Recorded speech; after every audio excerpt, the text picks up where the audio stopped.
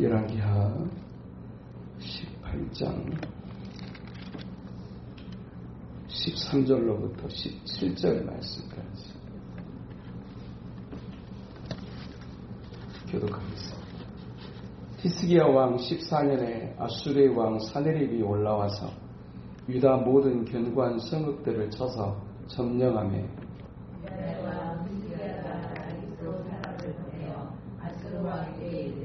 내가 범죄하였나이다. 나를 떠나 돌아가소서. 왕이 내게 이루시는 것을 내가 가만히라 하였더니 아수르 왕이 곧 근 300달란트와 근 30달란트를 정하여 유다 왕 히스기야에게 얘기하니라. 히스기야가 이에 여호와의 성전과 왕궁 곳간에 있는 은을 다 주었고 또 그때 유다 왕 히스기야가 여호와의 성전 위에 문과 자기가 모든 기름에 입힌 금을 벗겨 모두 아수르 왕에게 주었더라. 또 그때 유다 왕 히스기야가 여호와의 성전 17절 아수르 왕이 다르단과 랍사리스와 랍사게로 하여금 대군을 거느리고 라기스에서부터 예루살렘으로 가서 히스기야 왕을 치게 하며 그들이 예루살렘으로 올라가니라. 그들이 올라가서 윗못 수도 곁 곧 세탁자의 밭에 있는 큰 길에 이르러 서니라. 아멘.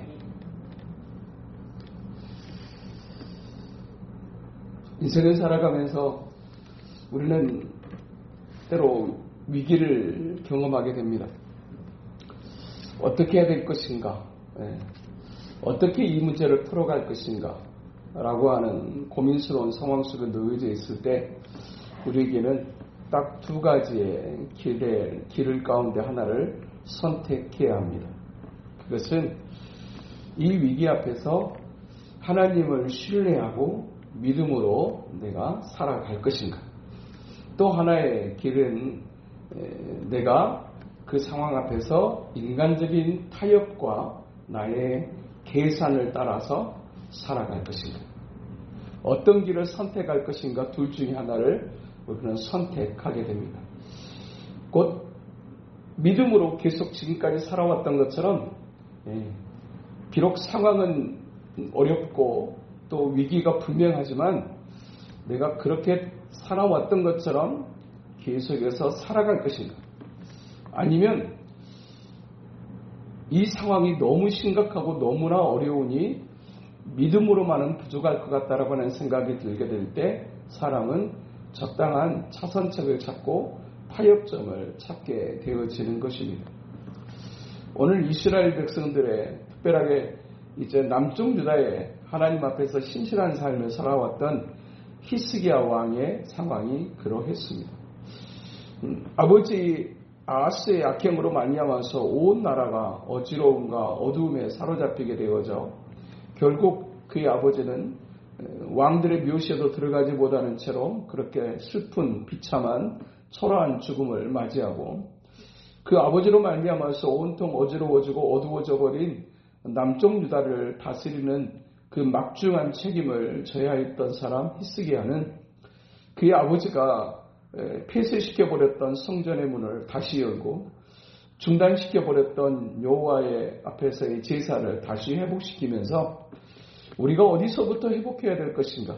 어떻게 이 어두움과 어지러움을 극복해 갈 것인가에 관한 비결을 우리가 하나님과의 관계 회복을 통해서만 가능하다라고 생각하면서 그렇게 하나님 앞에서 남쪽 유다를 그렇게 하나님 앞에 세워가기를 그렇게 몸부림하며 있었습니다. 그러는 와중에 북쪽에 있는 이스라엘은 아수르의 공격을 받아서 3년 만에 나라가 망하는 지경에 이르게 됩니다. 그렇게 북쪽 이스라엘이 망하고 난 지 한 10여 년 정도가 지났었을 때 이 아수르는 북쪽 이스라엘을 삼키는 것으로 만족하지 않고 남쪽 유다도 삼켜버려야 되겠다는 생각을 가지고 이제 아수르의 왕 오늘 본문에 등장하는 이 사네립이 남쪽 유다도 공격을 하기에 이릅니다. 어느 정도로 거침없이 밀고 들어왔는지를 오늘 본문 13절에서는 히스기야 왕 제14년에 아수르의 왕 사네립이 올라와서 유다 모든 견고한 성읍들을 쳐서 점령했다라고 그렇게 기록합니다. 북쪽 이스라엘을 이기는 어떤 그런 기세를 따라 그리고 파죽주세로 남쪽 유다에 있는 견고한 성읍들까지 점령해버리는 이 상황이 바로 히스기야가 직면해야 했던 현실적 상황이었습니다. 이쯤에서 우리가 한번 생각해 볼 수 있는 메시지 하나가 있다면 사실 북쪽 이스라엘이 망하는 것이야. 그들이 하나님의 말씀을 듣지 않고 하나님의 명령하신 것을 지키지 아니함으로 말미암아 멸망하게 되었지만 남쪽 유다는 모든 것을 하나님 앞에서 바르게 세우고자 몸부림했고 또 그렇게 무너지고 폐쇄되어졌던 것을 다시 회복시키는 그와 같은 히스기야의 결단을 통해서 하나님 앞에 나라가 바르게 세워져 가고 있었는 상황 속에 이 사건이 터졌다는 사실입니다. 악한 일을 저질러 가지고 사고가 터지는 것은 악한 일을 했으니까 사고가 터졌다라고 해석할 수 있지만 하나님 앞에서 신실한 삶을 경주했는데도 불구하고 사고가 터졌었을 때 그때의 해석을 어떻게 할 것인가 라고 하는 것은 굉장히 중요한 믿음의 이제 기로가 되어줄 수밖에 없습니다. 그런데 그렇게 신실하게 하나님 앞에서 우리가 바르게 하나님의 도움을 힘입어야만 한다라고 하는 사실을 굳게 믿고 그렇게 나아갔던 이 히스기야가 이 아수르의 왕 사네립이 파죽지세로 남쪽 유다도 이제 거침없이 견고한 성읍들을 그렇게 이제 점령하면서 나오게 될 때 이 믿음의 사람 히스기야도 두려움에 사로잡힙니다. 첫째로 신실하고 올바른 삶을 삶에도 불구하고 인생의 문제는 여전히 존재할 수 있다는 사실을 오늘 우리에게 성경은 분명하게 말씀합니다. 우리가 가지는 굳건한 신념 가운데 신앙이 아니라 신념 가운데 하나는 내가 하나님 앞에 바르게 서면 하나님은 내 모든 문제를 다 해결해 주실 것이다. 내가 하는 기도 제목들을 전부 다 들어주실 것이다. 내가 하나님 앞에 신실하게 서기만 하면 내가 가지고 있는 문제들 하나님이 전부 다 해결해 주실 거다라고 하는 신앙이 아니라 신념에 가까운 것을 믿으면서 살아가는 사람들이 우리에게는 그 내면이 분명하게 존재합니다. 아무리 믿음의 삶에도 어려움은 찾아오고 믿음의 사람에게도 고난은 있다라고 외쳐도 내 삶 속에는 내가 정말 하나님 앞에 바르게 서고 내가 신실함만 경주한다면 아무런 문제가 없어야 된다라고 하는 신앙이 아닌 신념과 같은 그와 같은 것들을 가지면서 사람은 살아간다라는 얘기입니다. 그래서 하나님께서 뭐라고 말씀하시는지 너희가 세상에서 환난을 당할 거라고 말씀했지만 그 신실한 제자들을 향해서 그것을 말씀하셨지만 그렇게 말씀하셨어도 내가 하나님 앞에 바르게 서고 믿음을 지키면 하나님은 내 모든 문제를 전부 다 해결해 주실 거라고 하는 그리고 어떤 어려움도 닥치지 않지 않을까라고 하는 그런 어떤 막연한 기대 그 신념과 같은 기대를 가지고 신앙생활을 하게 된다라는 얘기입니다. 그러나 오늘 본문을 통해서도 우리에게 분명하게 말씀하시듯이 신실하게 나라를 세워갔던 이 히스기야의 삶에도 정말 거침없이 달려드는 이 아수르의 공격 강력한 그런 모습들이 있었고 또한 그것에서 점령당하는 위기의 상황이 존재했다라고 하는 사실. 믿음의 사람에게도 위기는 찾아올 수 있다. 또 한 가지로 우리가 받게 되는 교훈 하나가 있다면 그렇게 신실했던 믿음의 사람도 인생의 위기 앞에서 흔들릴 수 있다라는 사실입니다. 그렇게 파죽지세로 그렇게 견고한 성읍들을 점령해 나아오게 될 때 히스기야는 큰 두려움에 사로잡혀 있는 것을 보게 됩니다. 이 상황을 어떻게 극복해야 될 것인가라고 생각하면서 그가 했던 선택은 믿음의 선택이 아니라 타협의 선택이었습니다. 우리가 하나님을 믿는다고 하지만 이 상황 속에서는 뭔가 접점을 좀 찾아야 되지 않을까? 뭔가 협상을 좀 해야 되지 않을까라고 하는 것이 히스기야의 생각이었다라는 사실입니다. 그래서 유다왕 히스기야는 이 아수르의 왕이었던 산헤립에게 사람을 보내가지고 이렇게 이야기합니다. 14절 유다의 왕 히스기야가 라기스로 사람을 보내어 아수르 왕에게 이르되 내가 범죄하였나이다. 나를 떠나 돌아가소서 왕이 내게 지우시는 것을 내가 당하리이다 하였더니 아수르 왕이 은 300달란트와 금 30달란트를 정하여 유다 왕 히스기야에게 내게 한지라. 히스기야가 아수르 왕에게 잘못한 게 없어요. 그런데 뭔가를 타협을 하고 뭔가를 협상을 하려고 하게 되면 뭐부터 해야 되느냐? 마음은 아니어도 입으로라도 뭔가 얘기를 해야 돼. 굴욕적인 수그림이 필요하다라는 얘기예요. 그래서 그가 아수르 왕에게 그렇게 고백합니다. 내가 범죄했습니다. 내가 당신한테 큰 잘못을 저질렀습니다. 라고 얘기하고 있는 겁니다.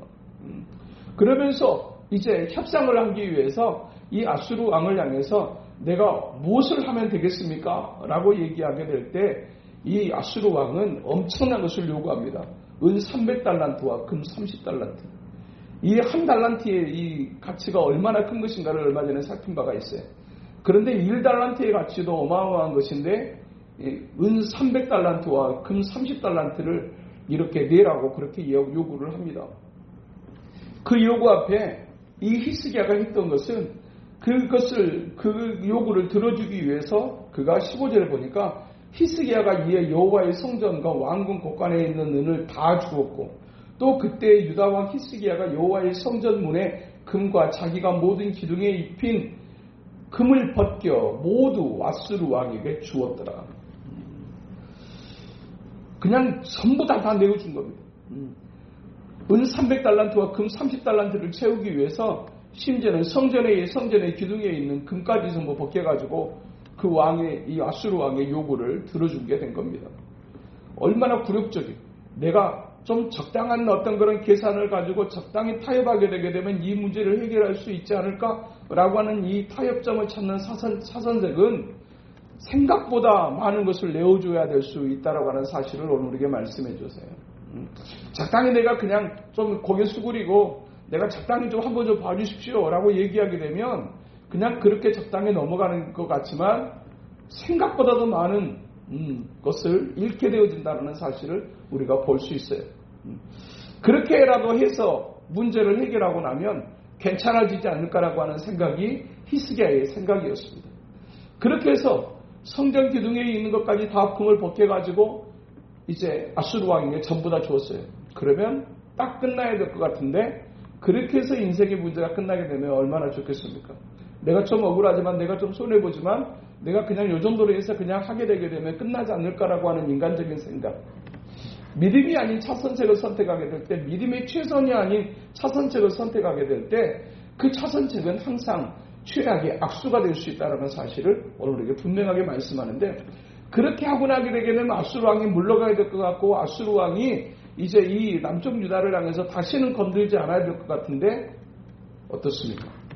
오늘 본문 17절에 보면 그렇게 다 주고 났는데도 불구하고 17절에 뭐라고 하냐면 아수르 왕이 다르단과 랍사리스와 랍사게로 하여금 대군을 거느리고 라기스에서부터 예루살렘으로 가서 히스기야 왕을 치게 하며 그들이 예루살렘으로 올라가니라. 그들이 올라가서 윗못 수도곁 곧 세탁자의 밭에 있는 큰 길에 이르러 서니라.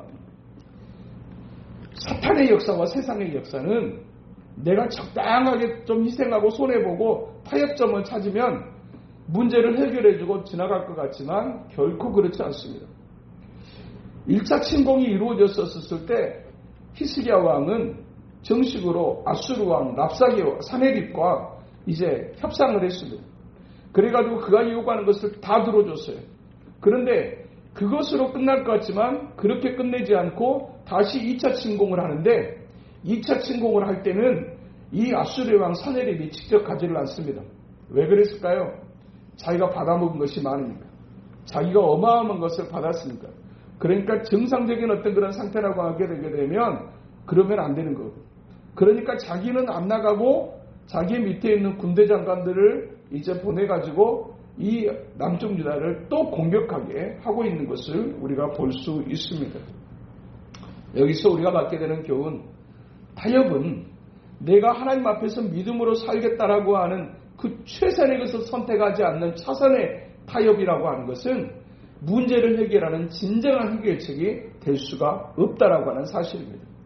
그것은 내가 믿음이 아닌 내가 인간적인 생각과 인간적인 계산으로 뭔가를 하게 되게 될 때 그것은 문제의 해결이 아니라 더 큰 문제를 야기할 수 있다는 사실을 오늘 우리에게 말씀해 주고 있습니다.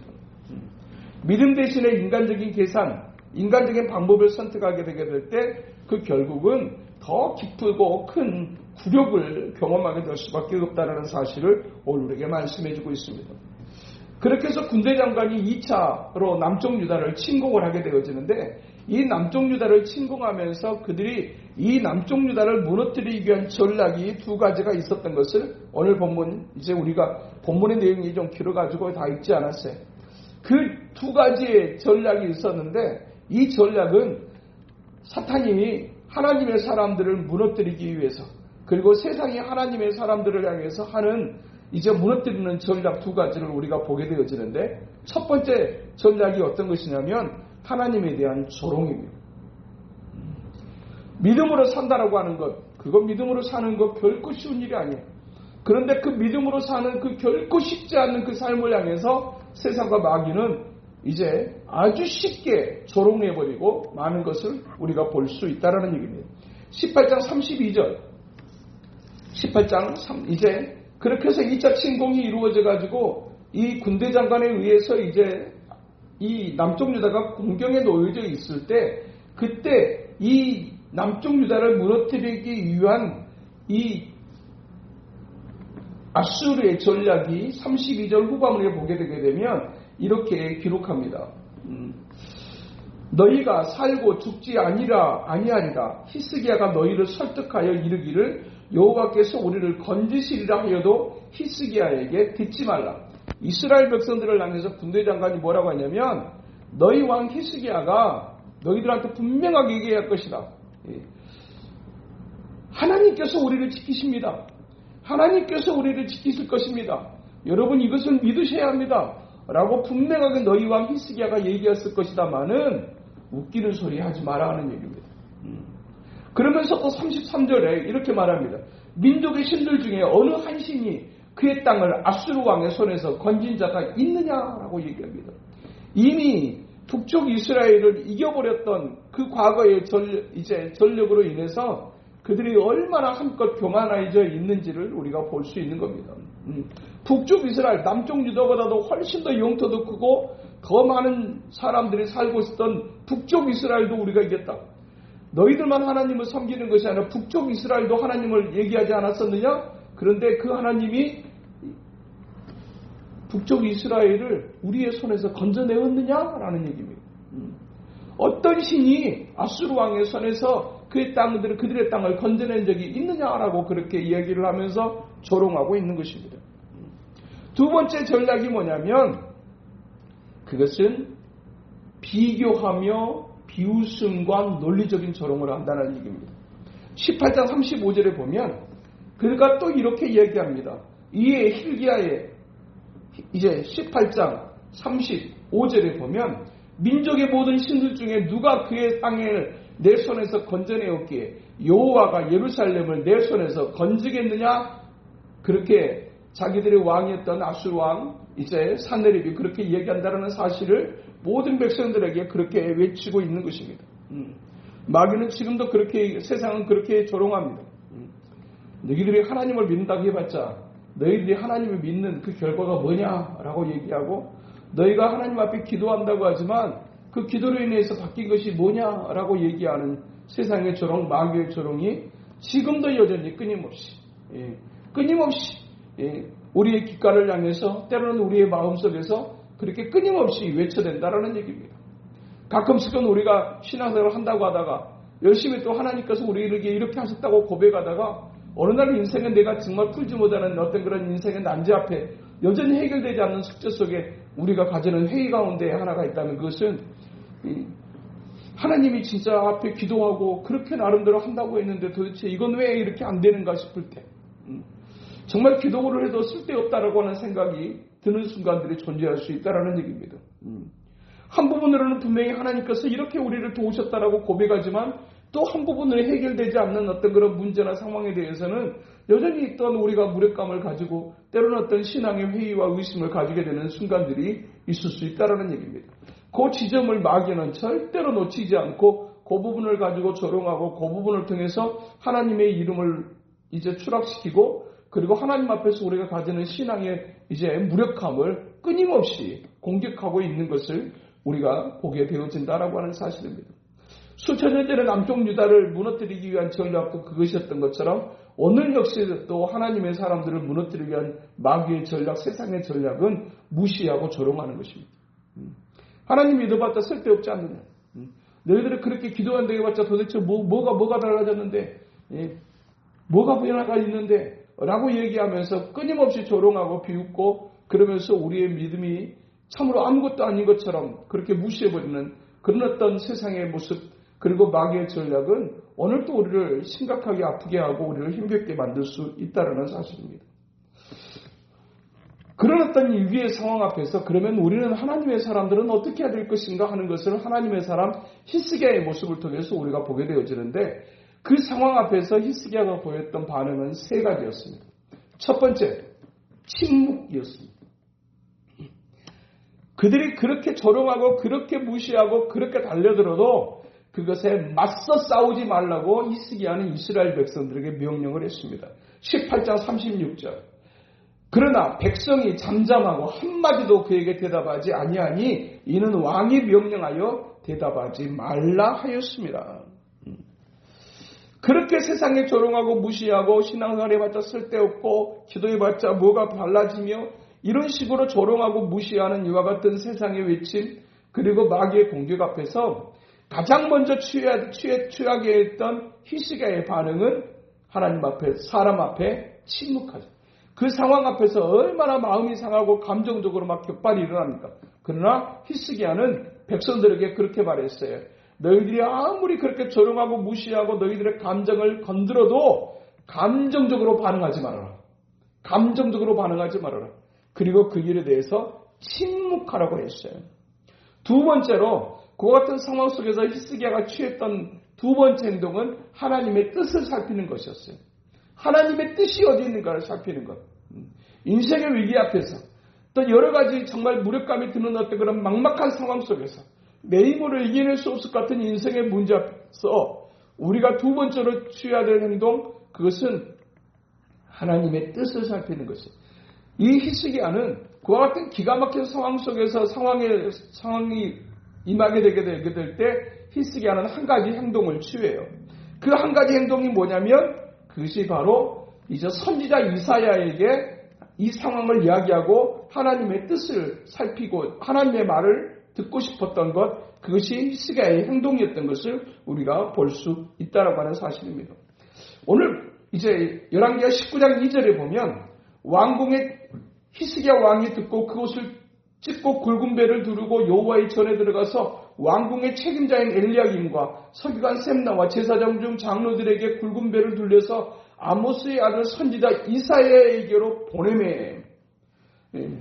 지금 이 상황에 대해서 선지자 이사야에게 좀 얘기를 좀 해라.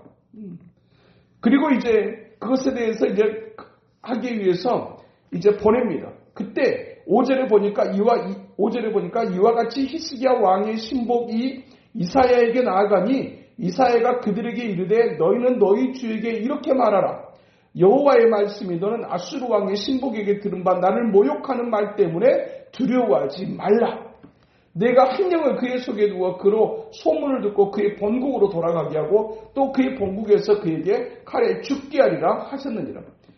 하나님의 뜻을 살피기 위해서 선지자 이사야에게 이 상황을 이야기하게 하자 선지자 이사야는 두 가지를 얘기해 줍니다. 하나는 첫째는 그와 같은 세상의 조롱과 무력하게 만드는 마귀의 역사 앞에서 너희가 두려워하지 말라고 얘기합니다. 그리고 두 번째로 그 상황에서 하나님이 어떻게 하실지를 이제 이사야는 히스기야에게 이제 전달하게 했다라고 하는 사실입니다. 하나님은 지금도 인생의 위기 앞에서 어떻게 해야 될지 모르는 어떤 상황 속에서 하나님은 하나님의 사람을 통해서 예배를 통해서 하나님의 말씀을 통해서 우리에게 말씀하시는 하나님이신 것을 오늘 우리에게 말씀합니다. 때로는 기도를 통해서 우리가 어떤 환경을 경험할 수도 있고 마음의 평안을 얻는 것도 하나님의 응답의 한 부분일 수 있습니다. 그러나 그것만으로 황홀경이나 어떤 마음의 평안만으로 우리가 하나님의 응답을 확인하는 것보다 더 중요한 것은 하나님의 말씀을 통하여서 새겨진 말씀을 통해서 하나님의 뜻을 하나님의 응답으로 받는 일, 이것이 가장 정확하고 중요한 일이라는 사실을 오늘 우리에게 말씀해 주고 있다고 하는 사실입니다. 지금은 저가 아무리 강력하게 이야기를 하고 대단한 것처럼 이야기를 하지만 하나님께서 그의 결국을 그대로 결코 내버려 두지 않을 거라는 사실을 선지자 이사야를 통해서 듣게 하십니다. 곧 인생의 위기 앞에서 첫 번째 해야 될 것, 감정으로 반응하지 말고 침묵하라. 그리고 두 번째, 이 상황에 대해서 하나님의 뜻을 살펴라. 그리고 세 번째, 그것은 하나님 앞에 기도하라.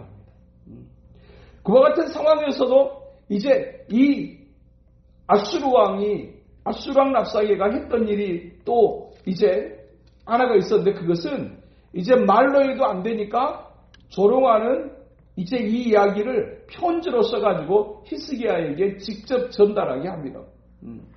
직접 전달하게 했는데 그 기가 막힐 내용을 받았던 이 히스기야는 어떻게 행동을 했었느냐? 그것을 가지고 하나님 앞에 가지고 나아갑니다. 이제 가지고 나아가는 장면을 19장 9절에서 이제 그렇게 얘기해 줍니다. 이제 이렇게 19장에 보면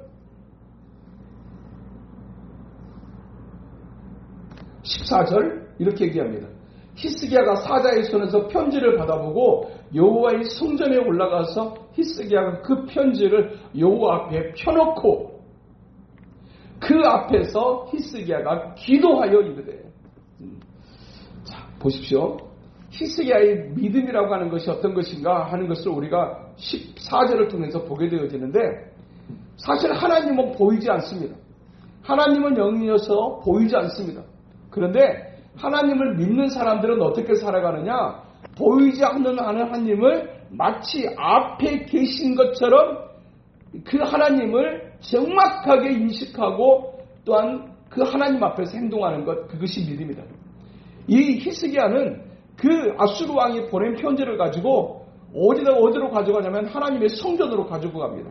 성전에 계시는 하나님 앞에 그렇게 하고 어떻게 했느냐? 그 편지를 여호와 앞에 펴놓았다라고 그렇게 표현하고 있어요. 하나님 보세요. 마치 아이들이 편지를 가지고 엄마한테 한번 엄마 이 편지 좀 봐봐, 아빠 이거 편지 좀 봐봐 라고 이야기하는 것처럼 실제로 영이신 하나님을 직접 계시는 하나님처럼 그렇게 정확하게 인지하면서 그런 하나님 앞에 그 편지를 펼쳐놓고 그러면서 하나님 앞에 기도하기를 시작했다라는 얘기입니다. 기도하는 그 기도에 이제 히스기야가 그 기도하는 그 내용을 이제 오늘 본문 19장에서는 계속해서 기록해주고 있어요. 그렇게 하나님 앞에 기도하게 되게 될 때 하나님이 응답을 하시는데 어떻게 응답하시냐? 19장 20절에 보면 그 히스기야의 기도에 하나님이 응답을 하시는데 이렇게 말씀하세요. 아모스의 아들 이사야가 히스기야에게 보내 이르되 이스라엘 하나님 여호와의 말씀이 내가 아수르 왕 산헤립 때문에 내게 기도하는 것을 내가 들었노라 하셨나이다. 선지자 이사야를 통해서 하나님께서 히스기야에게 말씀을 전하게 하시는데 뭐라고 하시느냐? 네 기도를, 당신의 기도를 하나님이 들으셨답니다. 지금도 우리가 하는 기도를 하나님은 들으시는 줄로 믿습니다. 그 하나님 앞에 우리는 그 하나님이 들으시는 것을 믿고 그 믿음을 가지고 우리는 이 밤에도 역시 우리는 기도하는 것입니다. 그 기도를 들으셨다고 말씀하시는 그 하나님께서 더 나아가서 이제 어떻게 응답을 하시는지를 32절로부터 34절은 이렇게 기록해 줍니다. 그러므로 여호와께서 아수르 왕을 가리켜 이르시기를 그가 이 성에 이르지 못하며 이리로 화살을 쏘지 못하며 성을 향하여 세우지 못하며 치려고 토성을 쌓지도 못하고 오던 길로 돌아가고 이 성에 이르지 못하리라 하셨으니 이는 여호와의 말씀이시니라. 내가 나와 나의 종 다윗을 위하여 이 성을 보호하여 구원하리라 하셨나이다 하셨다. 지금 아수르 왕이 지금 군대 장관을 보내가지고 2차 침공을 하면서 삼킬 듯이 달려들고 있지만 이 사람들이 이 성에 대해 이 예루살렘 성을 향해서 화살 한 발 못 쏘게 될 겁니다 라고 얘기하는 거 하나님께서 응답으로 역사하신 것 말씀하신 것입니다. 지금 분명하게 기세 좋게 달라들고 있는 이 사람들이, 이 강력한 군대가 어떻게 이 작은 예루살렘 성 하나를 점령하지 못할까라고 하는 인간적인 어떤 그런 충분한 어떤 그런 생각이 들 수 있었지만, 하나님은 선지자 이사야를 통해서 이 사람들이 이 예루살렘 성을 향해서 화살 하나 쏘지 못하고 토성 하나 쌓지 못하고 이 사람들이 결국 돌아가게 될 것입니다 라고 그렇게 하나님께서 응답을 하신 것을 선지자 이사야를 통해서 전달해 줍니다. 그러면 이 하나님의 약속의 말씀은 어떻게 이루어졌는가 하는 것을 우리로 보게 하시는데, 그 마지막 장면 18장 35절에 보면 이렇게 기록합니다. 그렇게 딱 하나님이 말씀하시고 났던 그 밤에 여호와의 사자가 나와서 아수르 진영에서 군사 18만 5천 명을 친지라. 아침에 일찍이 일어나 보니 다 송장이 되었더라. 할렐루야. 하나님께서 선지자 이사야를 통해서 히스기야에게 말씀하게 하신 대로 그 하나님의 역사를 어떻게 이루시느냐, 그 밤에 하나님께서 하나님의 사자를 보내셔가지고 그 아수르의 대군 18만 5천 명을 전부 다 시체를 만들어 버리셨다라는 얘기입니다. 히스기야는 그들을 향해서 화살 한 발 쏠 필요도 없었다라는 얘기입니다.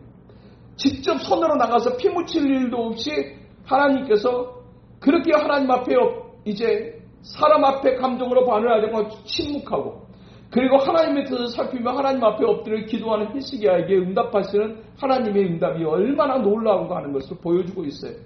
그 군대가 아무리 많은 군대 18만 5천 명을 데리고 왔다고 할지라도 그들이 화살 하나를 예루살렘 성에 쏘지 못하게 하실 뿐만 아니라 하나님의 사자를 보내셔가지고 18만 5천 명을 다 송장을 만들어버리는 하나님의 역사하심. 하나님 앞에서 우리가 위기를 경험할 수는 있어요.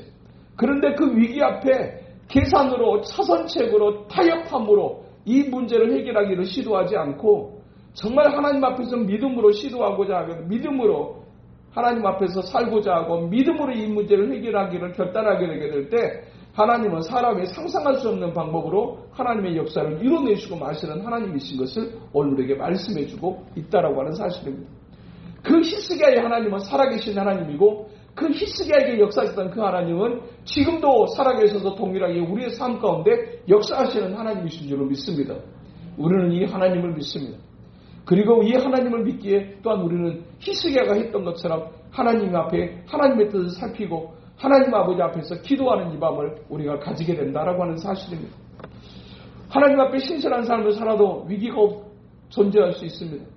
정말 이대로 끝내버릴 것 같은 어떤 그런 무서운 기세로 달려드는 그 상황 앞에서 사람이었던 이 히스기야도 두려움에 사로잡혀 인간적인 생각이나 인간적인 타협을 할 수도 있었습니다. 그러나 그렇게 끝까지 그렇게 고집 피우지 않고 2차 침공이 이루어졌을 때 더 이상 인간적인 생각, 차선책을 찾고 인간적인 계산으로 행하지 않고 타협하지 않고 하나님 앞에 서기로 결단했던 이 히스기야에게 하나님은 하나님 앞에서 믿음으로 살고자 하는 자에게 하나님은 어떻게 역사하시는 하나님이신가 하는 것을 분명하게 보여주셨던 것처럼 오늘도 우리의 인생의 여러 가지 상황과 위기 앞에서 우리가 믿음으로 살 것인가, 아니면 인간적인 계산을 따라서 적당하게 협상하고 타협하며 살 것인가, 이 둘 중 하나를 선택할 수 있어야 되는데 믿음으로 살고자 하는 자에게 하나님은 이렇게 역사하시는 하나님이신 것을 오늘에게 말씀하고 계시는 것입니다.